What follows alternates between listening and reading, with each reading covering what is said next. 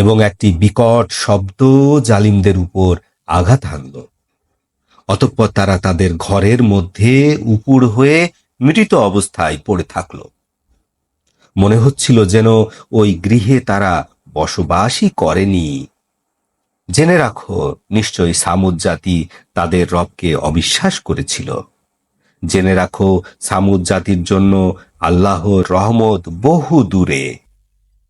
নিশ্চয় আমার দূতগণ ইব্রাহিমের কাছে সুসংবাদ নিয়ে উপস্থিত হয়েছিল। তারা বললেন সালাম, ইব্রাহিমও বললেন সালাম। অতঃপর কাল বিলম্ব না করে তিনি গরুর বাচ্চা ভুনা করে নিয়ে আসলেন। অতঃপর যখন তিনি দেখলেন যে তাদের হাত গরুর ভুনা স্পর্শ করছে না, তখন তাদের বিষয়টি অপছন্দনীয় মনে হল এবং তাদের ব্যাপারে অন্তরে ভয় সঞ্চারিত হল। ফেরেশতারা বলল, ভয় করো না, আমরা লূত সম্প্রদায়ের প্রতি প্রেরিত হয়েছি। ইব্রাহিমের স্ত্রী দাঁড়ানো ছিলেন, তিনি হাসলেন।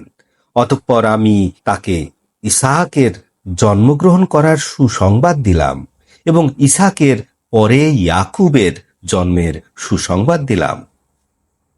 বিবি সারা বললেন, কি আশ্চর্য! আমি সন্তান প্রসব করব, অথচ আমি বৃদ্ধা এবং এই আমার স্বামী বৃদ্ধ। নিশ্চয় এটা একটি আশ্চর্য বিষয়। ফেরেশতারা বললেন, আল্লাহর আদেশের ক্ষেত্রে আপনি আশ্চর্যান্বিত হচ্ছেন? হে নবী পরিবারবর্গ, আপনাদের উপরে আল্লাহর রহমত এবং বরকত। নিশ্চয় আল্লাহ তাআলা প্রশংসিত, সম্মানিত। অতঃপর যখন ইব্রাহিম হতে ভয় দূরীভূত হল এবং তার কাছে সন্তানের সুসংবাদ আসলো, তখন সে আমার সাথে লূত সম্প্রদায় নিয়ে বিতর্ক শুরু করে দিল। নিশ্চয় ইব্রাহিম ছিলেন সহনশীল, ক্রন্দনশীল এবং প্রত্যাবর্তনশীল। আল্লাহ বললেন, হে ইব্রাহিম, তুমি এ বিষয়টি পরিহার করো। নিশ্চয় তোমার রবের আদেশ এসে গেছে এবং নিশ্চয় তাদের কাছে শাস্তি আসছে যা অফেরতযোগ্য।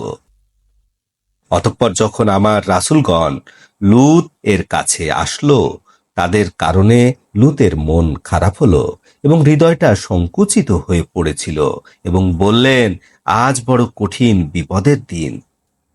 লূতের সম্প্রদায় দৌড় দিয়ে তার কাছে আসছিল। ইতিপূর্বেও তারা অপকর্মে লিপ্ত ছিল। লূত বললেন, এরা আমার কন্যা, এরা তোমাদের জন্য অতি পবিত্র। আল্লাহকে ভয় করো, মেহমানদের বিষয় আমাকে অপমান করো না। তোমাদের মধ্যে শুভ বুদ্ধি সম্পন্ন কোনো লোক নেই? তারা বলল, তুমি নিশ্চয় জানো তোমার কন্যাদের উপর আমাদের কোনো অধিকার নেই এবং নিশ্চয় তুমি জানো যে আমরা কি চাচ্ছি। তিনি বললেন, তোমাদের মোকাবেলা করার জন্য যদি আমার কোনো শক্তি থাকত অথবা আমি কোনো কঠিন খুঁটির আশ্রয় নিতে পারতাম। ফেরেশতারা বললেন, হে লূত, আমরা আপনার রবের রাসূল, ওরা কোনো অবস্থাতেই আপনার কাছে এসে পৌঁছতে পারবে না। আপনি রাতের একাংশে আপনার পরিজনবর্গ নিয়ে বেরিয়ে পড়ুন এবং আপনাদের মধ্য হতে কেউ পেছনের দিকে তাকাবে না, আপনার স্ত্রী ছাড়া। নিশ্চয়ই তাহার উপরে উহাই পৌঁছবে যা পৌঁছবে তার জাতির উপরে। নিশ্চয় তাদের প্রতিজ্ঞা বাস্তবায়িত হবে ভোরবেলা। ভোর কি কাছে নয়? অতঃপর যখন আমার আদেশ জারি হলো, তখন আমি ওই জনপদের উপরের অংশকে নিচে উল্টিয়ে দিলাম এবং উহার উপরে আমি পোড়ামাটির পাথরের বৃষ্টি বর্ষালাম, যা একের পর এক বর্ষিত হচ্ছিল, যেগুলি আপনার রবের নিকট চিহ্নিত ছিল এবং জালিমদের থেকে তা দূরে ছিল না।